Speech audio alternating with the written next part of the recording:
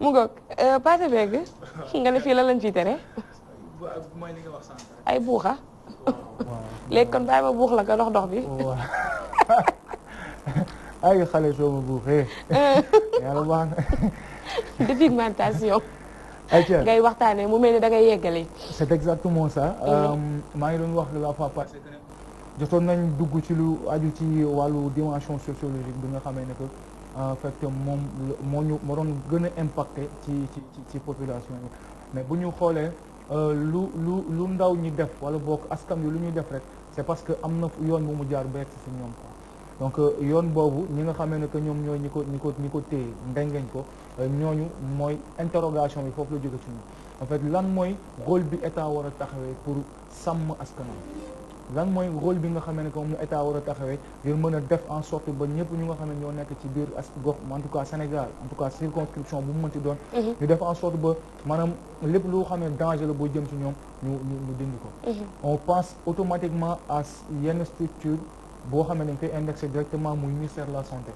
du moment que xam nañ ne que en fait te professeurs yi chaque année ñu def ay rapport wax maanaam dermatologie li nga xam ne que moom mooy li di gangréné seen liggéey la moo leen di gën a sonal moom mooy feebaru der donc on s'est dit pourquoi pas ñu def suite bi ci dépigmentation wax lan moo ci war a nekk responsabilité nguur muy état donc automatiquement on pense à une chose c'est-à-dire boo xoolee en fait on comprend une chose moom mooy dimension économique bi moom mooy pousser le législateur ni ma waroon taxawee au vrai sens amul pertinence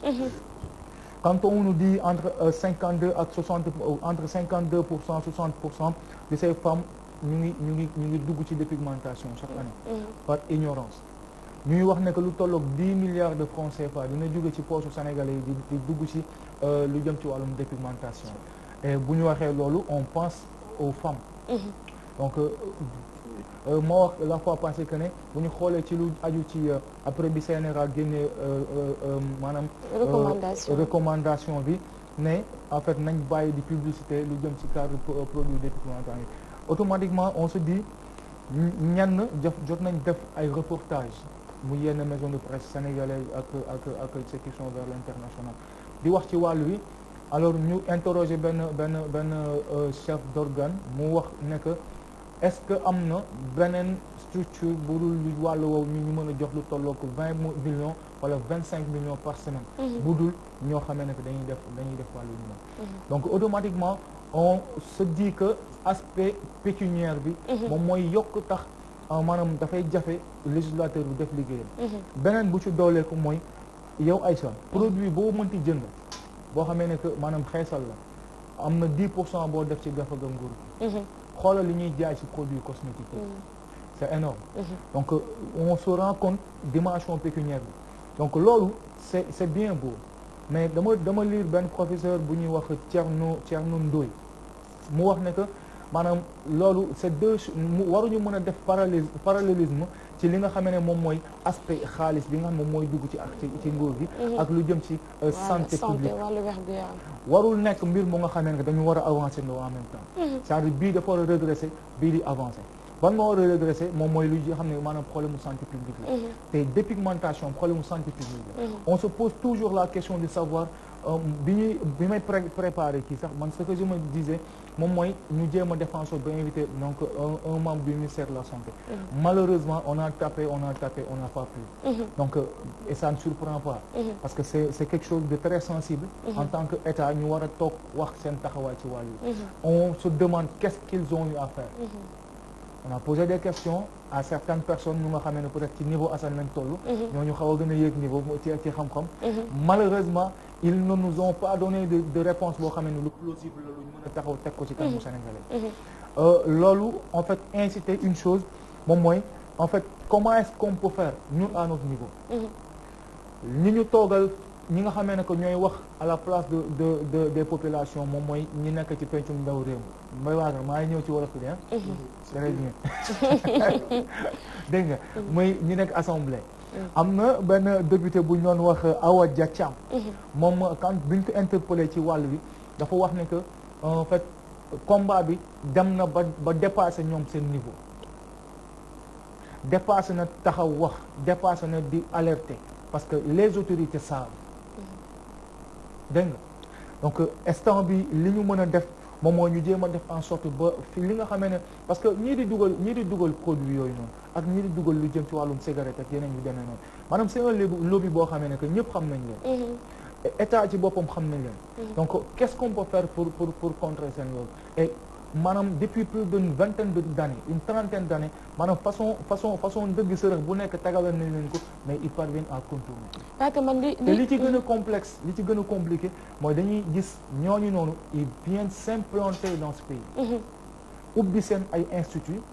et li ci gën a doy waar mooy ils font leur propre produit fii ci biir Sénégal di def seen i propre mélange am seen i ay propre produit di ko kii et on se pose une question mooy du moment que le législateur comprend que lii mu ngi xew ci biir dëkk bi ba pare ñu yombalal leen seen biir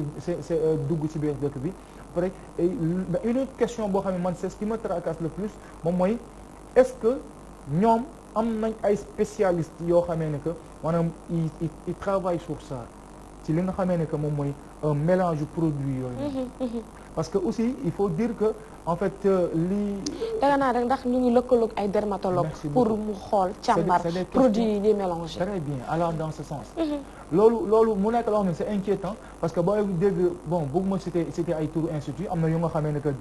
dañ leen ko même waa association AIDA bi ñuy def seen panel boobu ils ont cité nommément ay instituts yu nga xamee ne que en fait c'est eux qui ont mis au banc des accusés pour wax la nekk ne que maanaam li nga xamee ne que moom la nguur war a taxawee ba fi mu toll nii ci wàllu wi nii amul dama lay rejoindre ci li nga ne dépigmentation léegi c'est un réel problème de santé publique waaw c'est un réel problème de santé publique ndaxte bu njëkkaan dépigmentation la moo taxaan mu neexoon a xeex peut-être ña ko daan def mooy ñi nga xam ne jànguñu woon c'était des femmes yoo xam ne jànguñu xamuñu dara dañuy ñëw nii rek voilà seen niveau d'intellectuel dafa suufe woon torop donc bu ñu utiliser boo leen waxee ku jàng bu ñu leen wax leen def dañuy ragal bàyyi mais li ci gën a garaaw moom mooy léegi c'est des intellectuels femmes yoo xamante ne ni de haut niveau ay directrices ay chefs d'entreprise ay ñoo xamante ni nii dañoo jàng ba yey seen kayit ay doctorat ñoom ñooy utiliser li nga xam ne moom mooy produit dépigmentant yi di ko xeesal ko pare di ko toggal seen bopp di ko defar seen bopp di ko jaay di ko defar après di ko jaay donc yow après je dis que ñi nga xam ne nii ñoom ñoo ñu waroon conseiller ci feebar bi wala ci waaw feebar la quoi feebar la parce que bu ñu ko seetaanee ndax dañu ne que état dafa war a veiller ci santé population mais aussi xoolaale aussi avenir u li nga xam ne moom moo di askanam te dépigmentation yii ñu jàpp ay xale ndaw 17 ans 18 ans 16 ans 15 ans 25 ans di xeesal ak cancer bi léegi nekkatul benn feebar boo xam ne dafa ruqe cancer léegi c'est un réel problème de santé et wax dëgg yàlla ci ku ciy yëngatu moo ciy wax ndax man mii si santé laay yëngatu donc cancer léegi nekkatul jàngoro joo xam ne mën nañ ko jàppee sax comme paludisme mën nañ ko jàppee aussi comme diabète parce que dafa bari dafa ne xuus ci dëkk bi te dara waralu ko lu mooy utiliser ay produits yoo xam ne xamuñu ko après de fur et à mesure mu ñuy affecté te jigéen fi koy affecté dafa bari ween yi biir bi kanam gi yaram bi xam nga donc moo problème pas yaa ngi wax sànq loo xamante ne régler ko c'est à plusieurs niveaux dafa daa bëri ay pàcc yoo xamante ne moom la ñuy war a laal pour sànq yaa ngi wax wàllum économie wàllum législateur bi lu mu mën def si économie société bi ñëw uti ji licence uti ji papier mi yëpp ñëw tawax defar produit génne jaay kooku il est dans la légalité doo ko sanctionner parce que yow yaa ko joxee kayit il est dans la légalité mënoo ko sanctionner ça c'est un problème te c'est ça kooku parce que loi moo ko may mu def loolu donc du loi boobu mooy dara ci kawam parce que Sénégal amul loi boo xamante ne day interdire ku xeesal wala ko jaay xeesal en tout cas pas à ma connaissance non amul donc bu fekkee ni problème bi nga xamante ni mën ko lijjanti publicité bi du looloo koy lijjanti c'est pas ça donc c'est beneen aspect la sax bu xamante ne gën na xam naa dinañ ci gën a yaatal parce que am na kilifa goo xamante ne yaakaar nañ am ko suñu plateau fii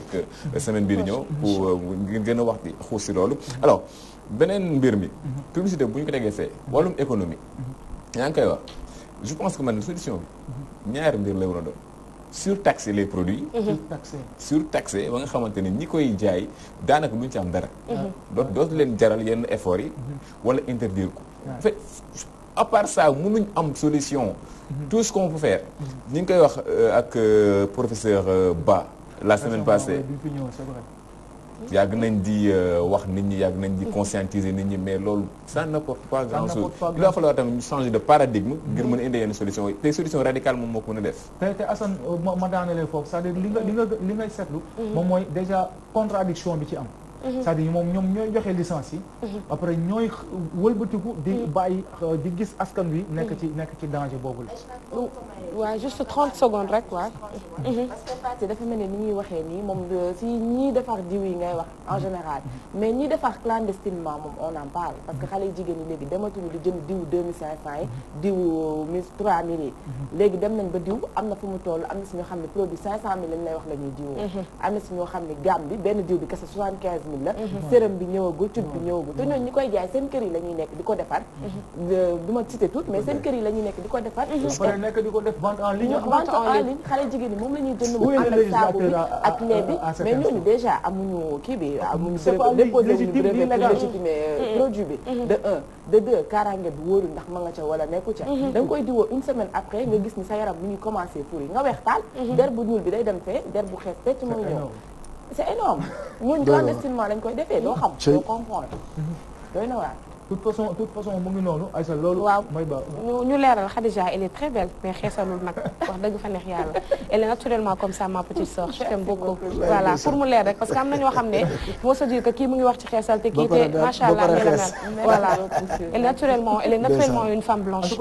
Voilà. Bon, peut-être pas blanche mais t'es clair quoi. Non pas clair mais café au lait.